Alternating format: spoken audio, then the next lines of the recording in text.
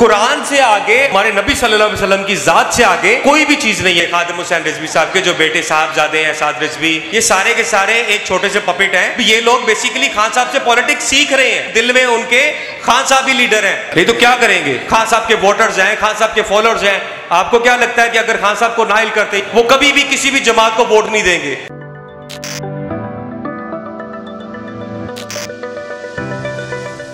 जी अस्सलाम वालेकुम सर। वालेकुम सलाम जी। सर कैसे हैं? अल्हम्दुलिल्लाह ठीक ठाक सर जी। तहरीक इंसाफ के कारकुनों ने आज जीपीओ का चुनाव किया, जो कुरान पाक की बेहुरमती की गई, उस हवाले से जीपीओ में तहरीक इंसाफ के कारकुन अपने आप को क्यों सेफ समझते हैं? बेसिकली जीपीओ एक ऐसा चौक है जहाँ पर बिल्कुल साथ ही हमारा लाहौर हाई कोर्ट है, और लाहौर हाई कोर्ट में जहाँ पर तमाम पाकिस्तानी और तमाम आम सिटीजन के फंडामेंटल राइट्स की प्रोटेक्शन की जाती है। तो इसलिए यहाँ पर हम अपने आप को प्रोटेक्ट और सेफ फील करते हैं के साथ हाई कोर्ट है, और हाई कोर्ट की टेरिटरी के पास जो है इस तरह का कोई अमल और इस तरह का कोई गैर कानूनी अमल नहीं हो सकेगा। शाह महमूद कुरैशी साहब यहाँ पर हमने देखा, वो कोई प्लान था या अचानक यहाँ पर पहुँचा है? नहीं, शाह साहब की बेसिकली आज एटीसी में 3 बेल्स थी।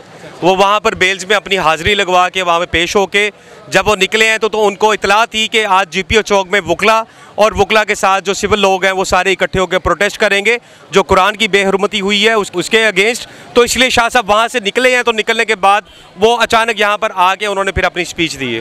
कानूनी दायराकार के मुताबिक आप क्या समझते हैं, ये डर और खौफ जो इस वक्त पूरी कौम में प्रवेल कर रहा है, ये कब दोबारा से पहले की तरह पुरअमन जिंदगी गुजारना शुरू? कोई डर नहीं है, कोई खौफ नहीं है, किसी चीज़ का आवाम को उस तरह से डर नहीं है, ना कोई खौफ है। और लोग जो यहाँ पर उनको निकले हैं तो कुरान से आगे और हमारे नबी सल्लल्लाहु अलैहि वसल्लम की ज़ात से आगे की कोई भी चीज़ नहीं है। ना तो हमारी अपनी जान है, ना तो किसी भी इंसान की जान है। जिसने कलमा पढ़ लिया ला इलाहा इल्लल्लाह मोहम्मद रसूलुल्लाह, वो कभी भी ना तो डरता है और ना किसी खौफ से पीछे हटता है। खान साहब ने कॉल दी सबसे पहले जुमे के बाद की, आज उसके बाद फिर हुकूमती अवानों में बैठे हुए लोगों को भी ये कॉल देनी पड़ी। जो पाकिस्तान मुस्लिम लीग नून की बी टीम कहा जाता है, साद हुसैन रिजवी साहब पर ये इल्ज़ाम है, उन्होंने भी कॉल दे दी, बाकी लोगों ने भी कॉल दे दी आज जुमे के बाद प्रोटेस्ट की। इस हवाले से आप क्या समझते हैं, ये खान साहब के इनिशिएटिव को वो डैमेज करने के लिए, या इसमें क्या, इसके पीछे क्या मुहर्रकात है? डैमेज करने के लिए नहीं है। बेसिकली खादिम हुसैन रिजवी साहब के जो बेटे साहबजादे हैं साद रिजवी, और बाकी शहबाज शरीफ आ गए, उसके बाद पीडीएम के जो सारा टोला है, उसके बाद मरियम नवाज़, उसके बाद बिलावल, ये सारे के सारे एक छोटे से पपेट हैं। और जो खान है वो पिछले 27 सालों से पॉलिटिक्स कर रहा है, और अब ये लोग बेसिकली खान साहब से पॉलिटिक्स सीख रहे हैं कि हमने करना क्या है और कौन सा अमल करना है।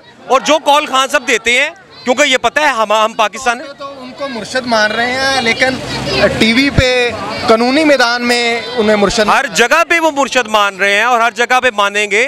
बेशक जुबान से ना कहें, लेकिन दिल में उनके खान साहब ही लीडर हैं।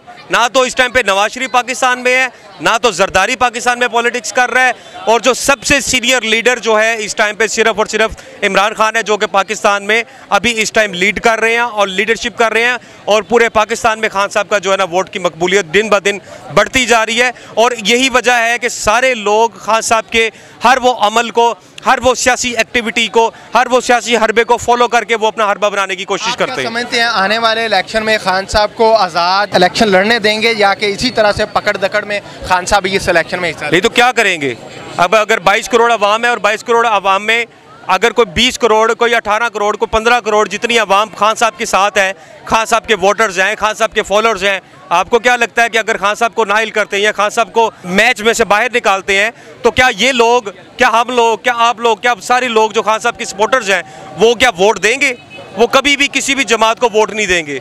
तो इतने सारे लोगों के राइट्स को इन्फ्रिंज करना और इतने सारे लोगों के राइट्स को ख़त्म करना, ये अगर करने की कोशिश करेंगे तो पाकिस्तान में रहेगा ही कुछ नहीं।